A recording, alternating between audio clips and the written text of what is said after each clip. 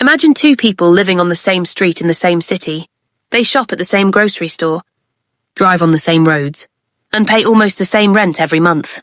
But when they open their bank apps at the end of the month, their financial lives look completely different.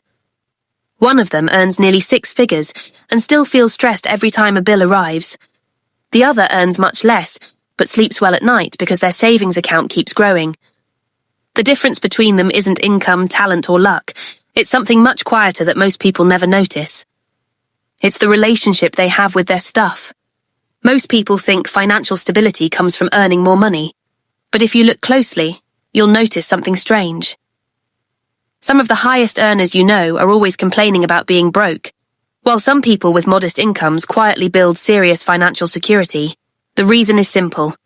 Every object you own is quietly charging you rent, not just the money you paid for it, but the space it occupies, the maintenance it requires, the attention it steals, and the opportunities it replaces. A lot of people don't realize that buying something is rarely a one-time decision. It's usually the beginning of a long chain of small costs that keep draining money without you noticing.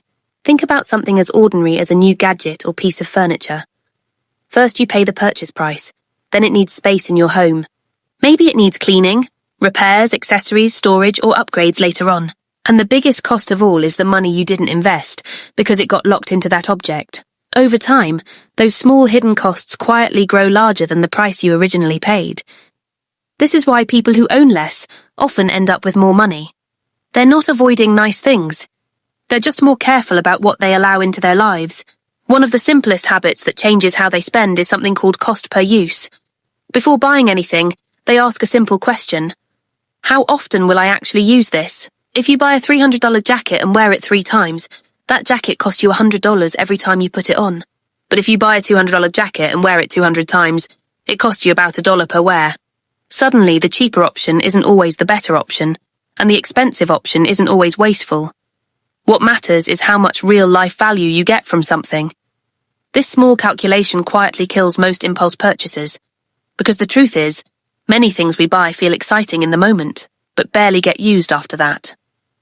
Another powerful habit financially stable people follow is what I call the replacement question. Walk through your home and imagine that every item disappeared overnight. Now ask yourself honestly, would I spend money to replace this?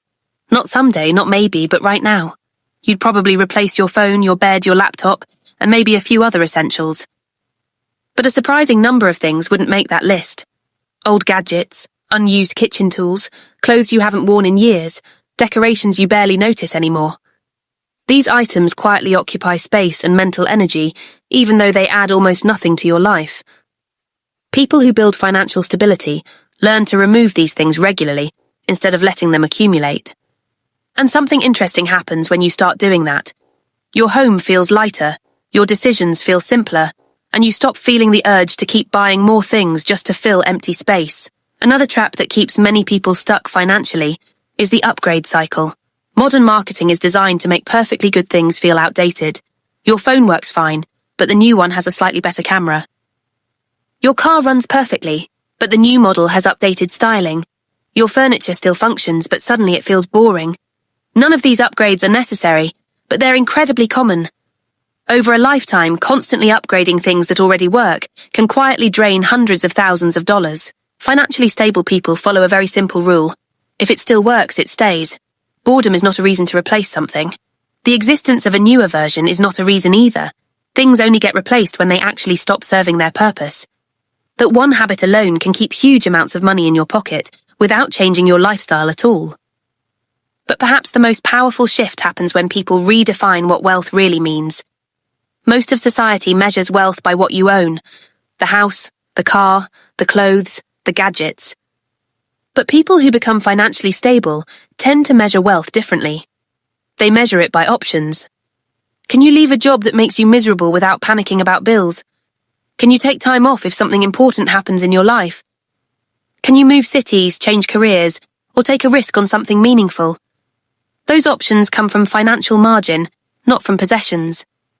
And financial margin is created when your spending stays comfortably below your income. That gap between what you earn and what you need is where real freedom grows. The strange thing is that the more people chase stuff, the smaller that gap becomes. Every new purchase raises the level of income required to maintain your life. Eventually, your lifestyle becomes so expensive that every paycheck is already spoken for before it even arrives. That's when people start feeling trapped, even with good salaries. But when you intentionally keep your life simpler, something powerful happens. Your expenses stay stable while your income slowly grows over time. The gap between the two becomes larger every year, and that gap quietly turns into savings, investments, and opportunities. This is why people who own less often look calmer about money. It's not because they earn more, it's because their lifestyle isn't constantly expanding to absorb every dollar they make. And over time, that difference compounds into something enormous. A person who saves and invests even a modest amount consistently can build serious financial security long before many higher earners even realize they have a problem. In the end, financial stability isn't really about deprivation or extreme frugality. It's about clarity. Knowing what actually improves your life and what just fills space. The people who master this skill don't feel like they're missing out. In fact, they often feel the opposite. They have fewer things to worry about, fewer bills to maintain, and far more flexibility when life changes unexpectedly. And that's the real goal most people are chasing anyway. Not more stuff, but the freedom that comes from knowing your life is financially secure.